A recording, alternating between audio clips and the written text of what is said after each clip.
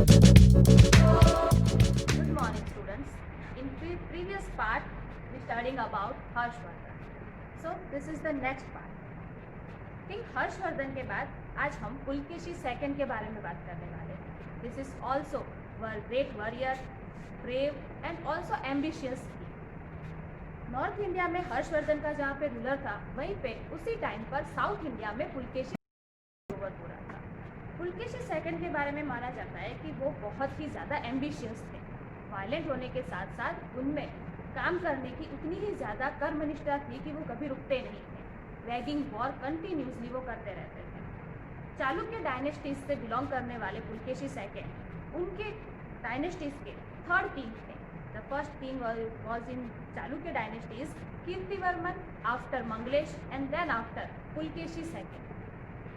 Pulakeshi second के आने के बाद उन्होंने विष्णु टेम्पल कंस्ट्रक्ट करवाया, जबकि कीर्तिवर्मा ने अपने कार्यकाल में अश्वमेघ यज्ञ करवाया था.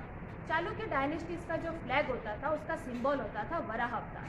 वराह अवतार को हम विष्णु का एक रूप मानते हैं, जो कि वहीं पर उनकी हिस्ट्री मानी जाती है. इसीलिए वराह अवतार का उनके फ्लैग के ऊपर एज अ सिंबल के तौर पर रखा गया था. पुलकेशी सेकंड ने अपनी जर्नी 610 से शुरू की एंड 642 तक वो साउथ इंडिया में रूल करते रहे. अप्रॉक्सीमेटली 30 इयर्स तक टोटली उन्होंने रूल ओवर किया है. हर्षवर्धन को डिफीट करने में पुलकेशी ने ही सबसे बड़ा योगदान दिया. हर्षवर्धन के बारे में हमने प्रीवियस पार्ट में पढ़ा कि हर्षवर्धन काफ़ी वायलेंट किंग थे, कंटिन्यूसली वॉर कर रहे थे, सक्सेसिव भी थे, लेकिन पुलकेशी सेकंड ने उनको डिफीट कर दिया एट द नर्मदा रिवर.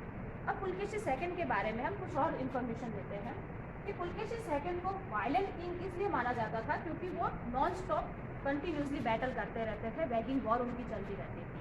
वो आर्ट के भी लवर थे, इसीलिए उन्होंने बहुत सारी केव्स भी कंस्ट्रक्ट करवाई थी. वतापी एंड उनके यहाँ जो अजंता केव्स ऑलरेडी कंस्ट्रक्टेड थी उसको फिर से पेंट करवाया था.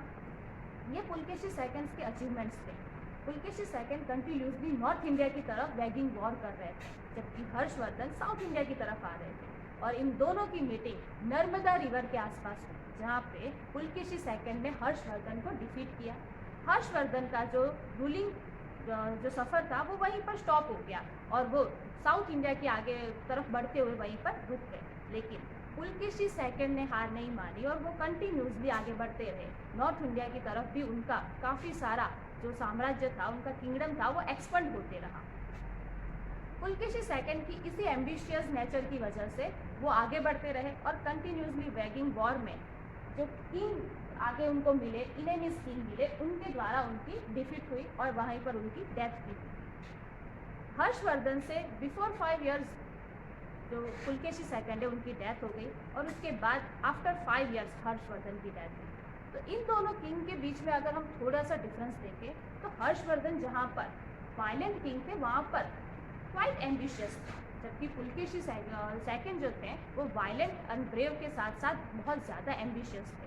उनके कंटिन्यूसली वैगिंग वॉर करते जा रहे थे और उनको रुकना मंजूर नहीं था. लेकिन हर्षवर्धन ने एक पार्ट के आगे अपना जो किंगडम था वो वहीं पर स्टॉप कर दिया और वहीं से वो पीसफुली वर्क करने लगे.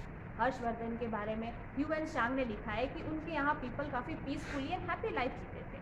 ह्यूएन सांग ऑल्सो जहाँ पर पुलकेशी सेकंड का साम्राज्य था वहाँ पर जाकर भी वो स्टे करके आए हैं और उनकी ट्रैवलॉग्स में उन्होंने पुलकेशी सेकंड के बारे में भी लिखा है कि वहाँ पर भी पब्लिक की जो लाइफ थी वो काफ़ी वेल्दी लाइफ थी.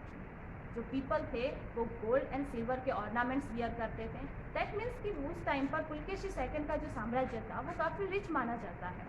So this is the Pulakeshi second and Harshvardhan. ये दोनों 2 बिग स्टेट के 2 वॉरियर किंग थे और इन्हीं किंग की 2 स्टोरीज की वजह से ये पूरे चैप्टर का जो नाम था वो 2 बिग स्टेट्स रखा गया था.